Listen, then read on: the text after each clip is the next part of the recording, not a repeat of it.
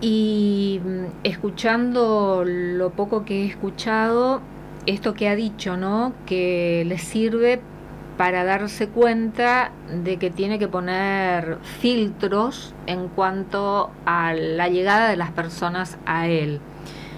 Eh, es como que no termina de asumir su investidura presidencial. Para seguir tratando este tema, ¿no? De Milei y este escándalo con la criptomoneda, que comenzaba el programa hoy abriendo interrogantes, ¿no? Gravedad institucional, causal de juicio político, si como partícipe el presidente podemos hablar de fraude, estafa o improvisación. No sé qué es peor, ¿no? Porque también que sea engañado tan fácilmente, habiéndose jactado en cuanto a sus conocimientos en la economía y en el sistema financiero, y también de abordar una política de este mundo de las criptomonedas, que haya sido engañado, o como él ha dicho, que cometió un error. Si estamos ante una improvisación de este tipo, y de las consecuencias que esto puede traer al Estado argentino, y por supuesto que repercuta también en nosotros, ¿no? Los argentinos. Lo tenemos en comunicación telefónica al doctor Federico Storani. Doctor Storani, ¿qué tal? ¿Cómo le va? Buenas noches. ¿Qué tal? Buenas noches, ¿cómo está? Un gusto. No sé si llegó a escuchar algo de lo que Javier Milei está diciendo, ¿no? En esta entrevista que está siendo emitida en este momento. Sí, muy poco porque, bueno, estamos en el mismo tiempo que estamos realizando esta propia entrevista, ¿no es cierto? Pero hasta aquí me parece extremadamente superficial, casi banal, infantil la explicación, que todo se resuelve colocando muros y filtros para que acceda determinada gente a la posibilidad de llegar a influir sobre él. Y esto requiere necesariamente una cronología, porque yo creo que la estrategia del gobierno es victimizar a Milei como que ha sido víctima de un engaño, y que finalmente eso terminó en esta situación escandalosa de una estafa comunal. Y por eso digo, la cronología sirve. Y la cronología indica que este señor Mauricio Novelli fue su empleador, porque en su momento dirigía una escuela, una academia de capacitadores para el manejo de la criptomoneda, de las criptomonedas, donde incluso hay videos del propio Milei señalando que era un tema tan complejo que no se podía uno meter de manera improvisada, y que él mismo era profesor en esa academia. En una rescatada entrevista que le hizo el periodista Ernesto Tenenbaum, en su momento él reconoce que Novelli, aunque antes de que fuera presidente, por eso él que alude a que tiene una relación antigua, le pagaba. Es decir, él recibía dinero de Novelli, que ahora parece ser el chivo expiatorio de toda esta maniobra. Por otro lado, vamos a ponerlo para que toda la gente lo entienda.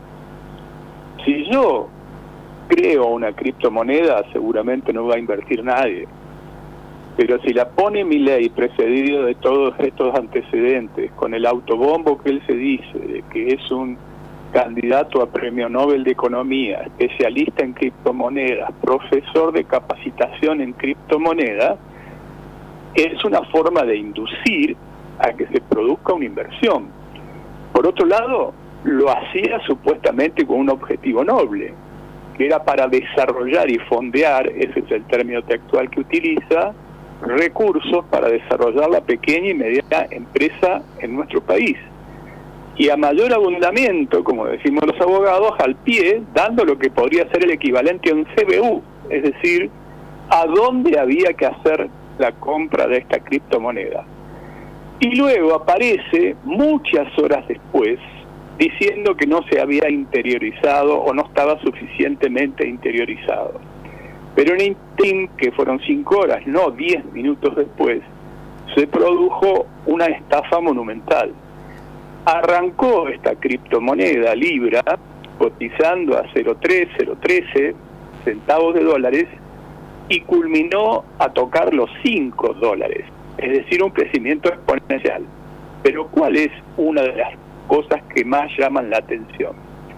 Por lo general, cuando son creadores de estas criptomonedas, se reservan para sí el manejo aproximadamente entre el 10 al 15%. En este caso, curiosamente, se reservaron el 87%. Por lo tanto, hubieron inversiones, compras de estas criptomonedas de manera exponencial, rápidamente, $1.700.000, por ejemplo, que no es moco de pavo, para producir el efecto cascada. Una vez que el precio se levantó de manera muy abrupta y exponencial, se retiraron y entonces se desplomó. Y esto ocurrió muy posteriormente. Resultado, se consumó una estafa donde, desde mi punto de vista, el presidente de la Nación, partícipe necesario de este delito de estafa, sin ningún tipo de duda. Porque, dicho sea de paso, su amigo Elon Musk, el dueño de X, de la plataforma X, antes Twitter, o Tweet, distingue a las personalidades relevantes del mundo, él no haría falta porque todo el mundo sabe quién es, con un tilde gris, es decir, que le da una categoría especial. Entonces, la inducción a producir una inversión de estas características para que tenga un crecimiento exponencial y luego retirarse es una típica maniobra piramidal de estafa. ¿La gravedad institucional de esto, doctor Storani?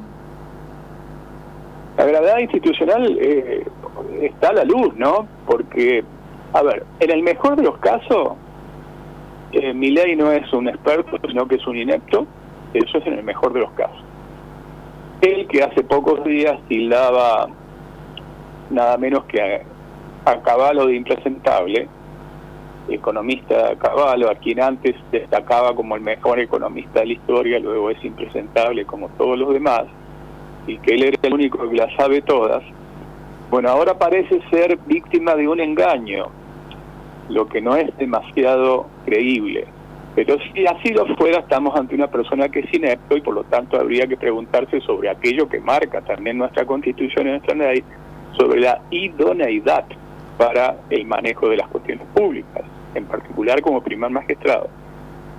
Y en el peor de los casos, es partícipe necesario de una estafa, como le acabo de señalar. Por lo tanto, yo creo que la investigación tiene que darse, tiene que ser profunda, y no tienen que buscar un par de chivos expiatorios entre aquellos que en su momento tenían un trato frecuente con el propio Milei aún antes de ser presidente y que le pagaban por las conferencias, por las charlas y por las clases que él dictaba. Los otros poderes del Estado, ¿qué rol juegan ante esta gravedad institucional?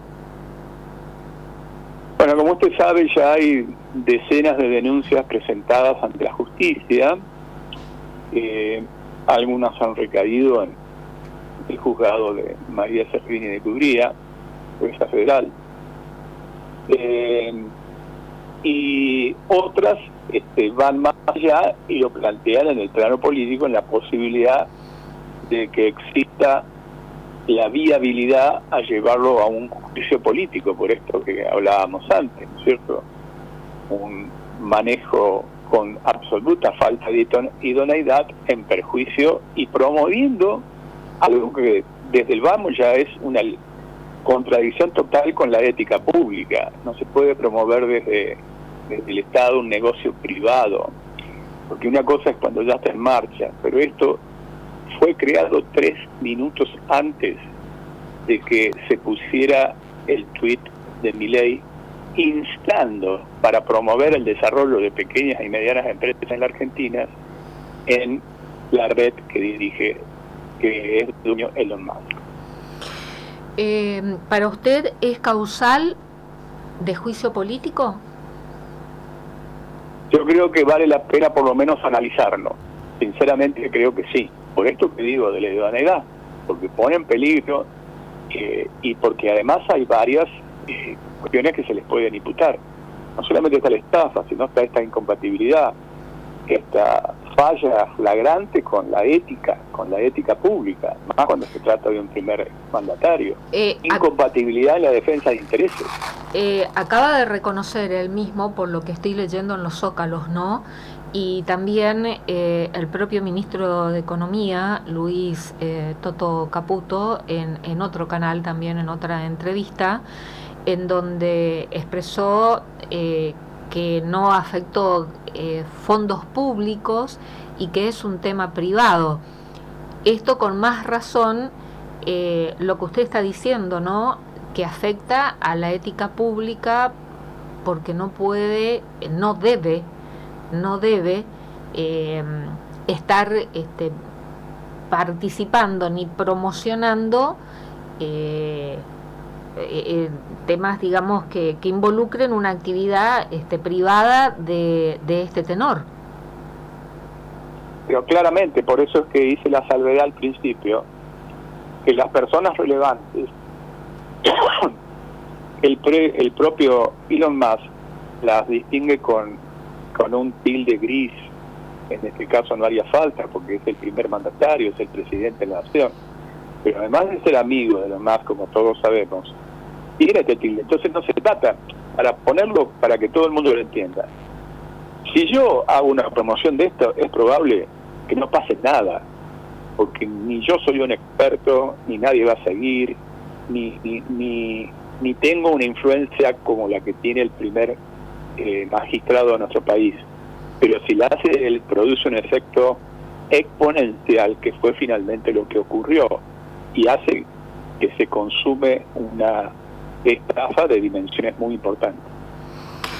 En su experiencia, usted cumple múltiples, en su persona, digo, ¿no?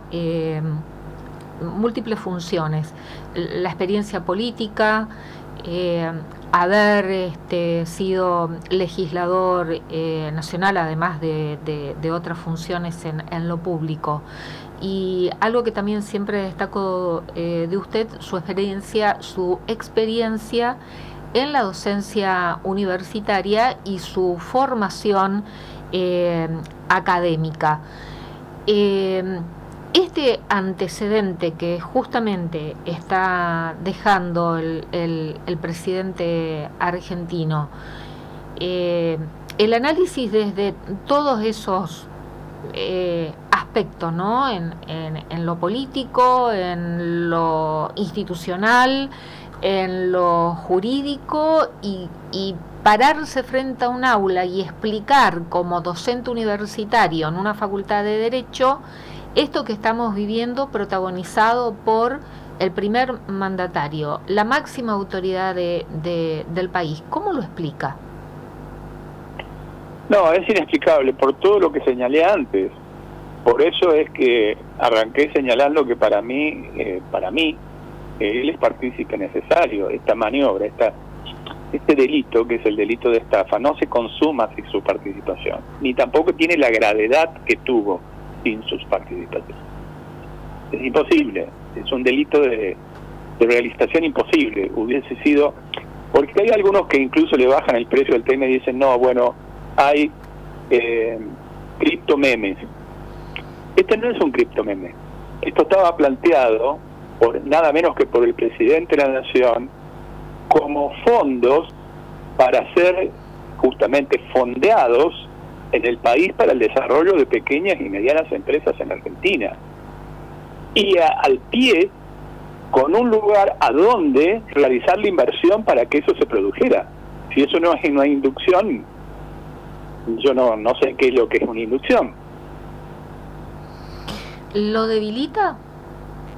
Políticamente, digo. Pienso que sí. ¿Sabe por qué? Porque yo escuchaba mucho y dicen, bueno, Trump también decía que si él mataba a una persona en la Quinta Avenida no iba a cambiar el resultado, y finalmente tuvo razón, ¿no? Y lo decía porque lo dijo textualmente. Si él asesinaba, él fue convicto, fue condenado por abuso, por tantas cosas, por tentativa de golpe de Estado, por las muertes que se produjeron en el asalto a la Casa Blanca y demás, y sin embargo ganó. Entonces es posible que con lo blindado que está, con el tema del espejismo, de la baja de inflación y del déficit fiscal y del dólar planchado, tenga una cobertura todavía. Pero, y pongo el pero con énfasis porque la pregunta me parece correcta, inteligente. Por primera vez él patina en su propio terreno y genera una pérdida de credibilidad donde él se sentía en un ámbito extremadamente cómodo. El de infalible, el de saberlo todo, el de ser mejor que todos los demás, el decir que no discutía con nosotros porque no estaban informados. Recordemos aquella entrevista con una periodista salteña donde maltrató públicamente porque dijo que no estaba informada. Y ahora dice que no se había interiorizado lo suficiente. ¿Cómo se compatibiliza una cosa y la otra en el terreno donde él siempre se sintió más cómodo? Creo que sí lo debilita políticamente. ¿Cómo repercute en la ciudadanía? Bueno, como le acabo de decir, habrá que ver cómo es la onda expansiva. Hay algunos que hacen el ridículo, ¿no? Porque son los campeones de los alcahuetes y los vemos ahí saliendo a hacer una defensa absurda. Ritondo, por ejemplo, o Santilli, casi la mayoría de los que están ya con una pata dentro de la Libertad Avanza del PRO lo hacen de manera absurda. El propio Santilli luego termina salpicado por una situación personal porque su propio hijo fue víctima de la estafa que promovió el presidente de la Nación. Entonces, yo creo que desde el punto de vista político esto va a producir un cimbronazo. Quienes estaban muy dispuestos a salir alegremente a abrazarse, creo que lo van a pensar dos veces, y además vamos a ver cómo esto repercute. Por eso vuelvo a insistir con un tema muy sensible. Hoy fue un feriado bursátil en Wall Street, ¿no es cierto?, por el Día de los Presidentes de los Estados Unidos de Norteamérica. Pero vamos a ver cómo reaccionan mañana lo que ellos siempre toman como termómetro, los mercados. El mercado internacional. Ya hubo mercados internacionales, sí, pero con un agregado. La bolsa y el mercado argentino es pequeño desde el punto de vista de la cotización en bolsa. Casi todas las empresas argentinas cotizan en el mercado bursátil de los Estados Unidos, Wall Street. Entonces vamos a ver cómo repercute eso, cuál es el cimbronazo. Aún así, ya en el mercado local, este lunes tuvo algún cimbronazo. Vamos a ver cómo es el día de mañana. Y la pregunta es cómo afecta esto a la economía, no a nuestra economía, digo, de bolsillo, del ciudadano común y de a pie. Bueno, obviamente, yo creo que esto estaba prendido absolutamente con alfileres. Ya lo hemos hablado con usted en otra oportunidad. Yo creo que acá no ha habido ningún ajuste sobre ninguna casta. Acá hubo un ajuste sobre los sectores de ingresos fijos, muy particularmente sobre los jubilados. Ha habido una colosal transferencia de ingresos de los sectores de ingresos fijos a los sectores más concentrados de la economía argentina. Un proyecto de economía primaria con un diseño institucional que va del Estado de Derecho hacia el Estado de Excepción. Todo esto no hace más que darme la razón, lamentablemente. Gobierno por decreto de necesidad y urgencia, un insistente veto de una minoría intensa sobre temas tan sensibles como recomposición de haberes jubilatorios o financiamiento de la educación pública, en particular de las universidades, prórroga del presupuesto para tener mayor discrecionalidad, un sentido unitario y disciplinar políticamente a las provincias. Ahora, todo esto va saliendo a la luz, va quedando a la superficie, y yo creo que todo esto va a tener un efecto claramente negativo sobre la economía real. Doctor Federico Storani, muchísimas gracias por esta comunicación. Que tenga usted buenas noches. Bueno, buenas noches, y me hubiese gustado dar mejores noticias, pero es lo que estoy viendo. Pero es la realidad. Es la realidad. Muchísimas gracias.